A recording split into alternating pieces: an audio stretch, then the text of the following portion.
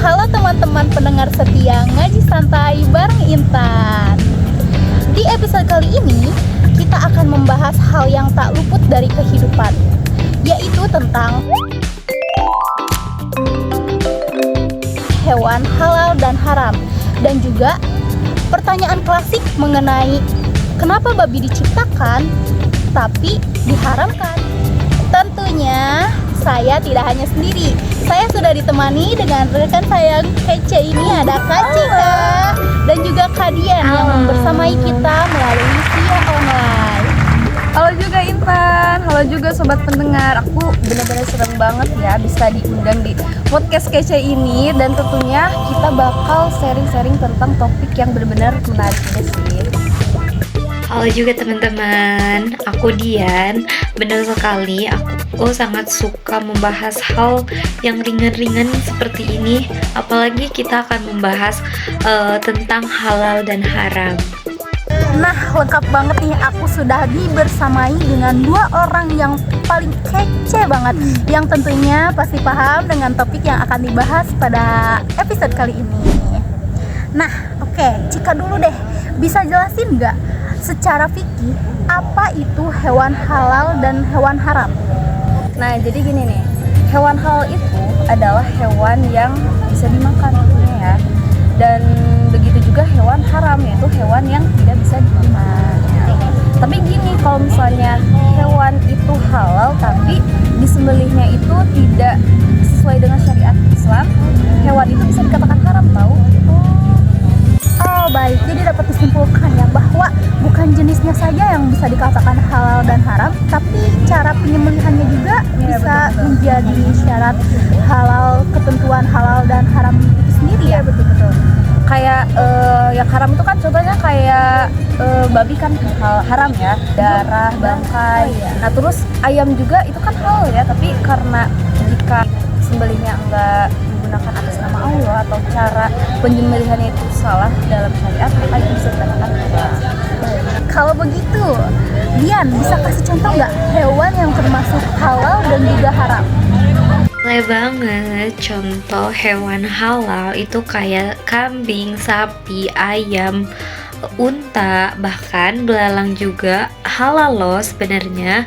Lalu kalau contoh yang haram itu ada anjing, babi, hewan buas yang bertaring kayak harimau, singa, dan hewan yang burung yang bercakar kayak burung elang.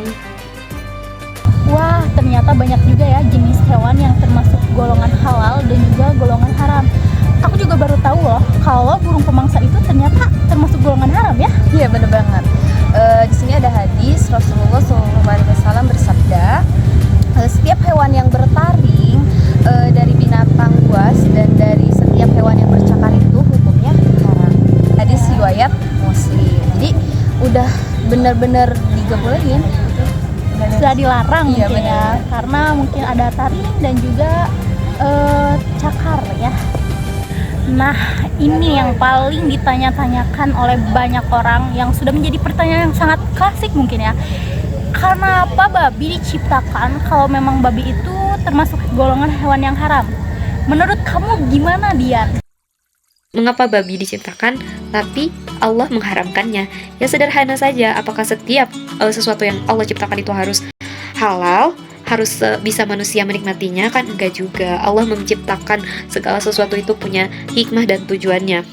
Nah, babi pun juga seperti itu. Babi memiliki hikmah yang bisa kita ambil dan tujuannya mengapa diciptakan ya. Yang pertama misalnya, babi itu kan pemakan zat sisa-sisa makanan, zat sisa-sisa metabolisme dari manusia itu sendiri. Dan apakah manusia bisa membersihkannya sendiri? Kan jijik juga kan kalau untuk memakannya. Makanya babi diciptakan. Babi juga termasuk ke dalam rantai makanan tertentu, yang dimana kalau tidak ada babi, ya hancurlah rantai makanan itu. Oh gitu, jadi babi ini tetap ada manfaatnya, tapi bukan untuk dikonsumsi manusia ya? Nah bener banget, karena dari babi ini kita bisa menunjukkan bahwa manusia itu bisa dikatakan taat atau tidak. Karena kan Allah itu sudah menurunkan perintah bahwa babi itu haram ya. Dan kita sebagai manusia bisa menjaga ketaatan itu atau enggak, atau kita tuh tergoda kah, atau misalnya udah tahu itu haram tapi mau nyoba-nyoba kan, itu nggak tahu menguji ya. iman kita juga Iya, ya, betul menguji banget. iman. Jadi selain itu juga babi itu kan udah tahu ya dari sisi medisnya itu udah gak baik lah, karena tahu kan habitat babi di mana ya, karena Iya, di apa di alam yang sedikit tidak higienis mungkin ya kotor-kotor gitu kan. Nah jadi benar-benar di sisi medisnya juga udah kelihatan lah ya nggak baik gitu buat kesehatan. Wah, Masya Allah sekali ya. Berarti Allah itu maha pencipta yang benar-benar menciptakan seluruh alam itu dengan ada manfaatnya dan juga ada hikmahnya. Mungkin aja kita aja yang belum memahami lebih Apa dalam. Iya, seperti itu. Oke, terakhir nih sebelum penutup, menurut kalian apa hikmah dari adanya hewan halal dan juga hewan haram? Oke, mungkin hikmah dari aku itu pertama untuk melatih kita terhadap ketaatan kepada Allah. Apakah kita ini sebagai umat manusia itu bisa menjaga ketaatannya dalam perintah dan larangannya kah atau tidak? Dan yang kedua itu untuk menjaga kesehatan kita, kesehatan rohani ataupun jasmani kita. Baik, hikmah yang bisa saya dapatkan dari halal haram ini, itu kan halal haram itu benar kata Cika, bagaimana kita bisa membedakan mana yang benar, mana yang salah. Jadi intinya dari perbedaan halal dan haram ini, Allah itu bukan untuk membatasi manusia juga kan, tapi untuk memuliakan akalnya, untuk menuntun arah hidupnya, dan menumbuhkan kesadaran gitu bahwa kebahagiaan sejati itu adalah lahir dari ketaatan kepada Allah. Wah, keren banget ya jawabannya. Jadi, halal dan haram itu bukan soal enggak dan bolehnya aja, tapi juga tentang ketaatan dan keberkahan dalam hidup. Ya betul, karena Allah itu enggak semata-mata melarang umat manusia itu tanpa maksud tertentu. Pasti di baliknya itu ada maksud-maksud yang menurut kita tuh gak baik, tapi ternyata menurut Allah itu baik. Seperti itu ya. Masya Allah sekali ya, mantap banget dari jawaban kedua teman aku yang kali ini.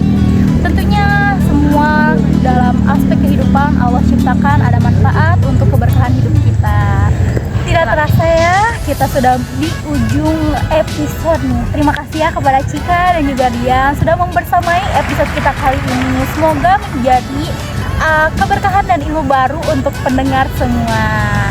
Sampai jumpa di episode selanjutnya Ngaji Santai bareng Intan. Terima kasih. Wassalamualaikum warahmatullahi wabarakatuh.